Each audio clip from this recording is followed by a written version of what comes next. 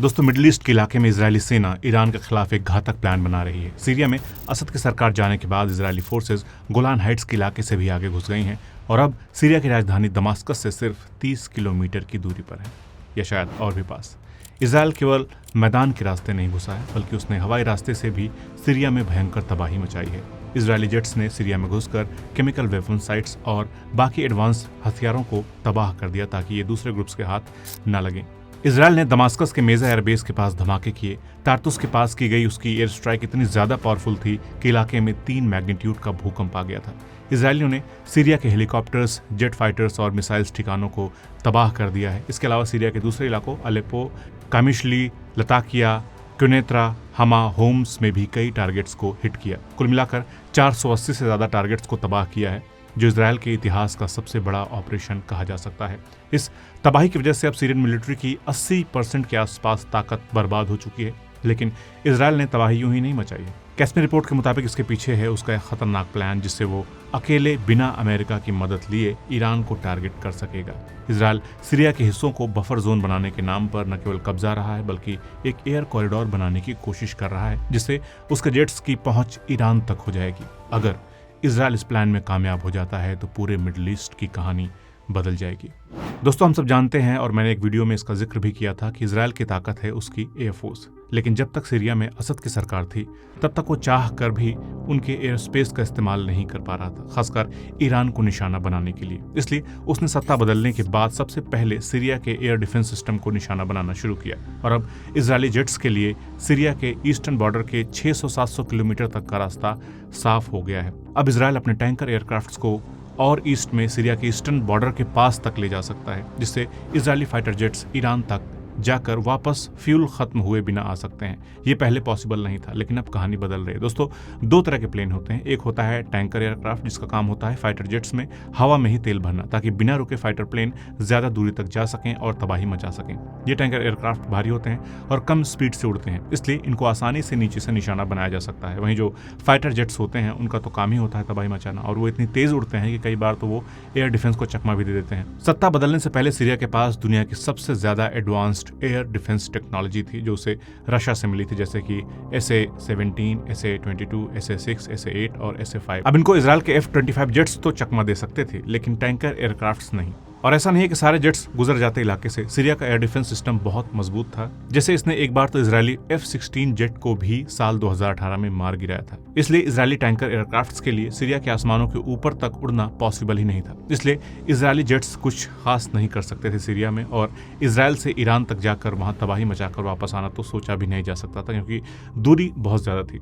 Israeli F-35 jets करीब 2100 kilometre तक तो जा सकते हैं, लेकिन जैसे अगर इजरायल रमात डेविड एयरबेस से अपने F-35 लॉन्च करे तो ईरान की राजधानी तेहरान तक जाना और वापस आना कम से कम 3000 किलोमीटर का सफर होगा, जो इन जेट्स की रेंज से ज्यादा है। प्लस ये अपने साथ कोई फ्यूल टैंक्स नहीं ले जा सकते थे, क्योंकि जेट्स जितना ज्यादा पेलोड अपने साथ ले जाते हैं, हथियार ले जाते हैं, उतना ही ज्यादा रिस्क होता है इनके निशाना बनाए जाने की, क्योंकि ईरान का एयर डिफेंस सिस्टम भी बहुत तगड़ा है। और अगर इन जेट्स पर एक्सटर्नल फ्यूल टैंक्स लगा भी दिया गया तो भी इनकी रेंज बढ़कर सिर्फ 2700 किलोमीटर के आसपास ही होगी, जो फिर भी कम है। इसलिए इजरायल चाहे जितना सिर पटक लेता, लेकिन उसके लिए ईरान पर अमेरिका की मदद के बिना जेट्स से हमला करना पॉसिबल नहीं था। लेकिन अब सब कुछ बदल गया है। अब सीरिया के एयर डिफेंस को इजरायल ने तबाह कर दिया है। इजरायली एयर डिफेंस फोर्स ने कहा है कि उसने सीरिया के 80% short to medium range SA-22 systems और 90% मीडियम रेंज के SA-17 सिस्टम्स को तबाह कर दिया है। हालांकि ये कभी भी इजरायल के F-35 के लिए थ्रेट नहीं थे, लेकिन ये सिस्टम हवा में तेल भरने वाले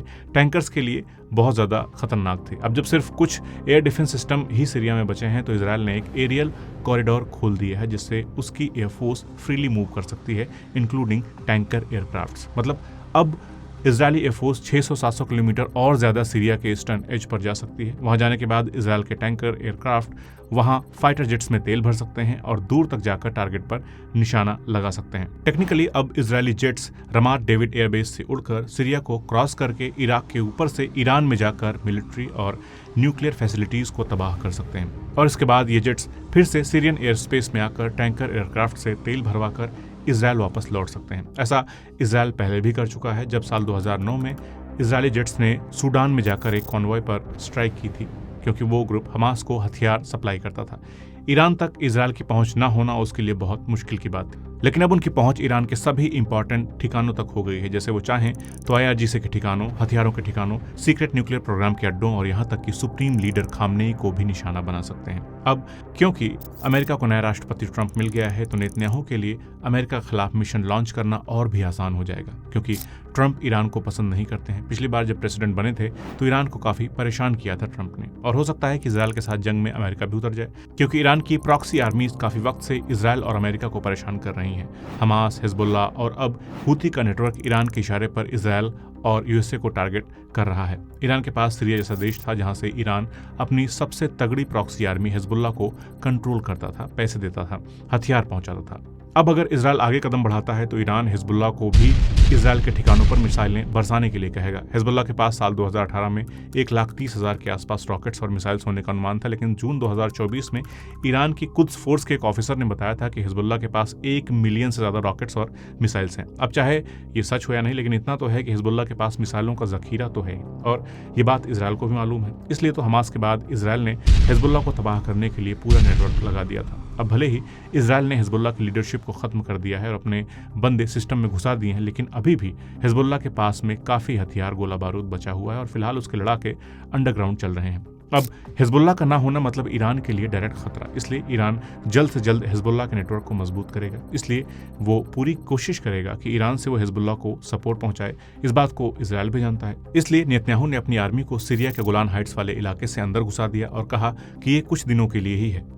We gave the Israeli army the order to take over these positions to ensure that no hostile force embeds itself right next to the border of Israel. This is a temporary defensive position until a suitable arrangement is found. लेकिन Israel की हर हरकत बहुत सोची समझी होती है। दरअसल अगर गौर करेंगे तो पाएंगे कि जिन इलाकों को इजरायली सेना ने कब्जाया है वो कोई छोटा इलाका है नहीं, बल्कि वो गाजा के साइज से भी 2 गुना ज्यादा है, और इजरायल आसानी से इस इलाके को खाली भी नहीं करेगा। उसकी वजह इजरायल जो बता रहा है कि सीरिया में भी नई सरकार है और लड़ाके कहीं इजरायल को टारगेट न कर दें, इसलिए वो एक बफर जोन बनाना चाहता है सीरिया और इजरायल बॉर्डर पर, और ये कुछ समय के लिए है। लेकिन इजरायल का असली इरादा था माउंट हरमन पर कब्जा, जिसको चुपके से सीरिया के अंदर घुसकर इजरायल ने अपने कब्जे में ले लिया है। 2814 मीटर की ऊंचाई वाला माउंट हरमन इजरायल के लिए स्ट्रेटेजिकली बहुत इंपॉर्टेंट है। आइए समझते हैं कैसे।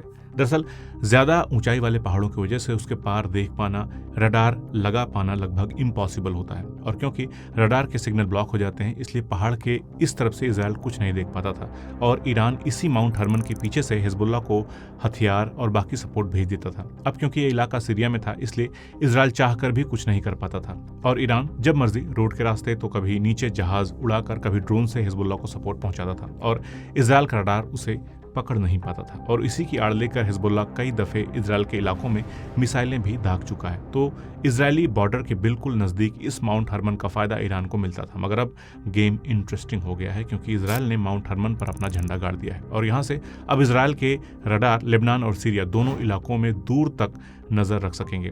हर लो फ्लाइंग प्लेन और ड्रोन को आसानी से पकड़ लेंगे। साथ ही साथ हिजबुल्लाह की मूवमेंट पर भी आसानी से इजरायली अब नजर रख सकेंगे। और अब ईरान के लिए सबसे बड़ी प्रॉब्लम है कि वो हिजबुल्लाह को सपोर्ट कैसे करेगा, और ईरान के सपोर्ट के बिना फिलहाल हिजबुल्लाह तितर-बितर हो चुका है। हिजबुल्लाह के चीफ ने भी पिछले दिनों मान लिया कि उन्होंने अपना सीरिया वाला सप्लाई रूट गंवा दिया है। इसके साथ ही पिछले दिनों हमने देखा था कि हिजबुल्लाह चीफ हसन नसरल्लाह के बाद इजरायल ने हिजबुल्लाह के सभी टॉप कमांडर्स को निशाना बनाया है और उनकी जगह पर मोसाद के एजेंट्स को ही प्लांट कर दिया है, जिसकी वजह से फिलहाल ईरान की मदद के बिना हिजबुल्लाह का वापस जल्दी खड़े हो पाना और इजरायल पर मिसाइलें दाग पाना मुश्किल लग रहा है। मतलब इस बार इजरायल न केवल ईरान की प्रॉक्सीज को टारगेट कर रहा है, बल्कि वो ईरान तक अपने जेट्स की पहुंच बनाना चाहता है। दोस्तों, अभी तक ईरान और इजरायल के बीच दिखावे के लिए ही रॉकेट दगाई हुई है, लेकिन अब पॉसिबिलिटी है फुल स्केल वॉर की। लेकिन क्या ईरान इसके लिए तैयार है? दोस्तों, तमाम सारे बैन्स के बाद अब ईरान बहुत सारे हथियार अपने देश में ही बनाता है। बैलिस्टिक मिसाइलों के मामले में तो बहुत आगे जा चुका है। 2000 किलोमीटर तक मार करने वाली मिसाइलें उसके पास है। 10 लाख के आसपास ईरान के पास सैनिक हैं। ईरान की IRGC को मिडिल ईस्ट की सबसे काबिल फोर्सेज में से एक माना जाता है। ईरान ने मिसाइलों के बाद अब ड्रोन्स बनाने भी शुरू कर दिए हैं। ईरान आंकड़ों में इजरायल से बहुत ज्यादा है। ईरान के पास 3700 टैंक्स हैं, इजरायल के पास 1650 टैंक्स के मुकाबले। हालांकि इजरायली टैंक्स बहुत ज्यादा एडवांस्ड हैं, लेकिन जंग में नंबर्स भी बहुत मैटर करते हैं। इसके अलावा आर्टिलरी और रॉकेट आर्टिलरी में भी इजरायल से काफी आगे है ईरान। पर्शियन गल्फ में ईरान की नेवी तैनात है, जो अगेन नंबर में बहुत ज्यादा है इजरायल से। दोनों का डिफेंस बजट भी लगभग बराबर ही है। एयरफोर्स की बात करें तो ईरान के 350 फाइटर जेट्स के मुकाबले 600 से ज्यादा फाइटर जेट्स हैं इजराइल के पास, लेकिन ईरान ने अपनी ड्रोन टेक्नोलॉजी को काफ़ी स्ट्रांग कर लिया है। और दोस्तों, ईरान का एयर डिफेंस सिस्टम भी बहुत एडवांस है। जैसे उसके पास लॉन्ग रेंज के लिए रशिया का दिया हुआ S-300 एयर डिफेंस सिस्टम है, उसका अपने देश में बनाया हुआ बावर 373 है, जिसकी रेंज 300 किलोमीटर तक है। इसी तरह कोरदात सीरीज का शॉर्ट और मिड रेंज का एयर डिफेंस सिस्टम भी है इसके पास, जिससे साल 2019 में अमेरिका का ड्रोन मार गिराया था ईरान ने। इसके अलावा रूस का दिया हुआ M1 भी है, जो शॉर्ट रेंज में काम करता है। और पॉसिबिलिटी ये भी है कि अगर इजराइल इस जेट वाले प्लान पर अपने आगे बढ़ता है तो हो सकता है कि रशिया और चाइना से ईरान को और सपोर्ट मिले। जैसे रशिया ने S-400 दे दिया, तब तो इजरायली जेट्स के लिए भी बहुत मुश्किल हो जाएगी। और जो सिस्टम अभी ईरान के पास है वो भी कितना काम करेगा, इसकी टेस्टिंग तो तभी होगी जब इजराइल ईरान में घुसेगा। अब आप क्या सोचते हैं कि इजराइल के जेट्स ईरान में स्ट्राइक करके वापस लौट सकते हैं या फिर ईरान इन्हें तबाह कर देगा? कमेंट सेक्शन में लिखिए। चैनल को सब्सक्राइब करना ना भूलें। जल्द मिलते हैं एक नए वीडियो में दोस्तों, एक नए टॉपिक के साथ। नमस्कार।